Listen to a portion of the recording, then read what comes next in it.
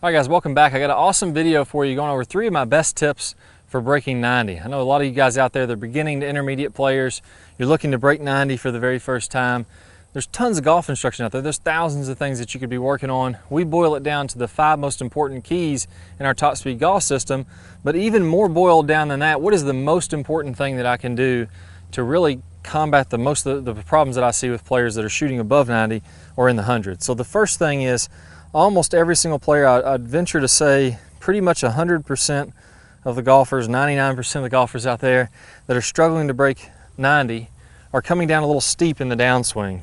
So we have a video series called the Move section. And in the Move section, what we work on here is getting that club to shallow out like you see with all the tour players. This left wrist starts to go flat or a little bit bowed, and then we can release this club to hit a little bit of a draw. So we're coming from the inside, letting that club roll on over, and we're getting that ball to curve from right to left. So in order to do this, one of the best training aids that I've seen out there is what's called the Impact Snap. So this little training aid, you just grip it like you would a normal golf club. It's got a small yellow ball there, and if I started to flip, let me grab both of these at the same time. See if I can do this. If I started to flip my club, notice how that ball comes outside my right forearm. Now if I went ahead and did this correctly, where I get some forward shaft lean, some bow, and I get that ball to touch on the inside of my forearm like that, just like this, try that again, shallow it out, get that to row through there. Notice how my left wrist is bowed, my right wrist is angled back, and now that's hitting the inside of my forearm. If I really wanted to exaggerate that, I could even have that pop through my inside of my forearm and roll up this way, which a flip would be that way.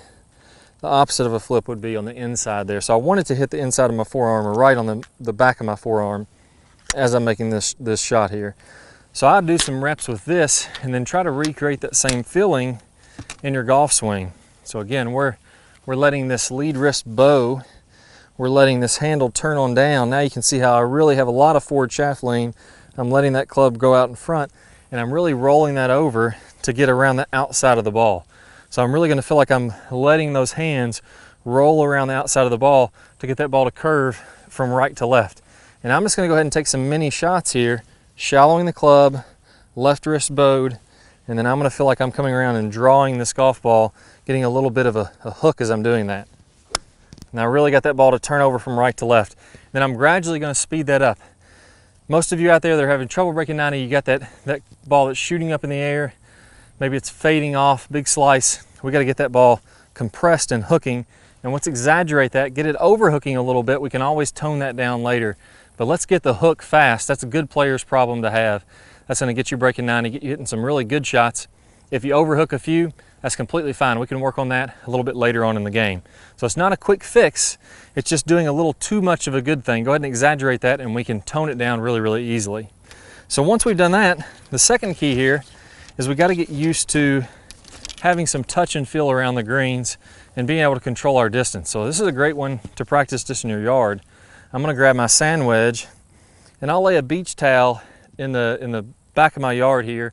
And if I have a little small mat, or if I had some pretty decent turf in my backyard, I'm going to do 2 different things here, 3 different shots.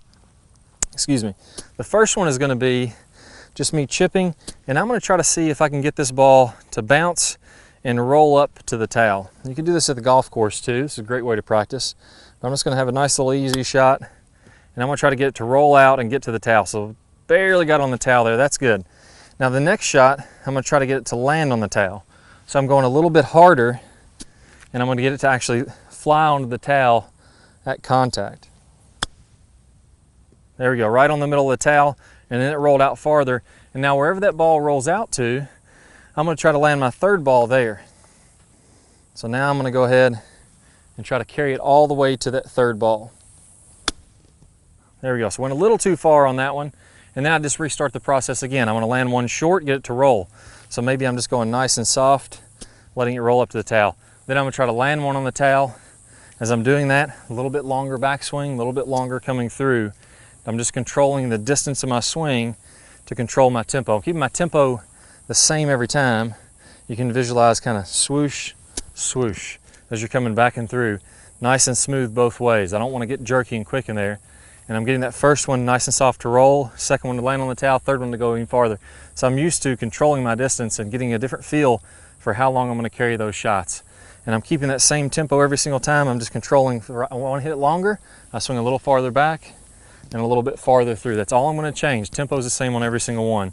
And then finally, we're going to do a really nice putting drill. It's going to help you to get the speed and tempo of your putts and get you getting rid of those 3 putts and making a lot more of the short ones.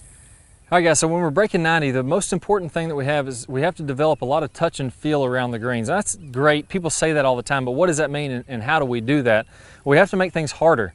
We have to actually make it a lot harder than it's going to be when we're really putting. So what I've done is I've set up 3 different balls here. I never want to putt balls from the same spot over and over again because it just kind of gets almost like a zombie. I'm just over the ball putting and putting and putting, and there's really not anything that I'm doing. There is a time for building that if I'm trying to build just true repetition and true muscle memory. But if I want to develop feel, that comes from varying the situation. So what I'm going to do is I'm going to stick this tee in the ground about 8 feet from one of these balls, and I'm going to start out just with my right hand only. Now my right hand's going to grip the putter, my left hand's going to be on my left thigh. With my left hand on my left thigh, I can sense that I don't want to move my body at all. I just want to get a nice little roll to it. And I want to make sure that I get these balls within 8 inches of that tee before I can move on to the next one. So this is right hand only. I'm obviously going to try to hit the tee. Barely missed it. Let's pretend that's 8 inches, maybe a little bit farther. We're just kind of guesstimating here. Now once I've done that, I'm going to set up and do the exact opposite. Left hand only, right hand on the leg, and I'm going to do the same thing. Again, I'm going to try to make it, but even if I don't, I have to be within 8 inches to move on to the next one. So push that one just a little bit, but within 8 inches, that's an acceptable range. And now I'm going to move on to the third ball where I'm using both hands, and I'm going to try to make this one and leave it within 8 inches if I do miss. So there we go, knock the tee, good speed control. So I actually made it harder. Putting with just one hand is much more difficult than putting with 2 hands. With leaving the ball within 8 inches of the cup, that's really difficult to do. A lot of times we'd be happy if we're leaving it within 2 feet of the cup. But if we put to this tee, we're getting rid of also the anxiety of trying to make the ball. We're concentrating on what we're doing versus concentrating on the result. If we just focus on what we do, we stick to the process, we develop good feel, the results will come. So we just got to keep on practicing with those. So work on those drills. Start out at 8 feet, 8 inches. Move to 10 feet, 12 feet, 14 feet, as far as you can go.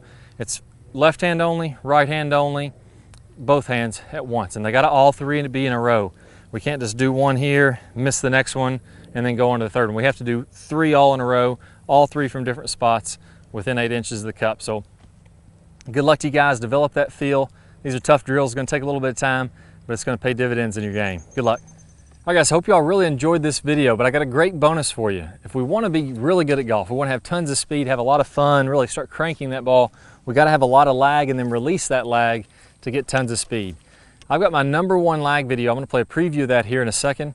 If you want to click the link that pops up on your screen, if you're on a computer, if you're on a tablet, a mobile device, you're going to need to click the iCard. You'll get instant access to that full video, plus you're going to get 5 videos from my Top Speed Golf system. Good luck to you guys. Good luck with that lag. Go out there, crush the ball, have some fun. I'll see you in the lag video. Hi guys, and welcome back. I'm Clay Ballard, and in today's video we're going to talk about one of the absolute worst drills for creating lag. It's a very common drill that I see. And in this drill, what we're going to do is we're going to set the wrist very early to create an angle of lag, and then we're going to try to hold this throughout the swing. It's one of the worst things that you can do to build lag. I'm going to talk about the science behind why this is the case, and I'm also going to give you a great drill to help you improve your lag, all in this video. Let's go ahead and get started. If I do it this way versus holding that position, exact same thing happens when we're building the lag in the golf swing. So what we want to do is throughout the swing, I want to have a very low and wide takeaway. So I'm not going to set my wrist early at all. If you look at a lot of the top players, you look at Adam Scott, very wide takeaway, not very much wrist set at all. You look at Rory McIlroy, you look at Tiger Woods. All these players are using a wide takeaway and not getting very much wrist set, so that later in the swing, as we start down, we can increase this wrist set, and we're really only going to max out this angle of lag for a split second in the downswing. Okay, so a 3-step drill here. Now, as we get started with this, I want to remind you that the fulcrum in this golf club for getting a massive amount of lag is right at the end of the golf club. This is where I want my hinge point to be.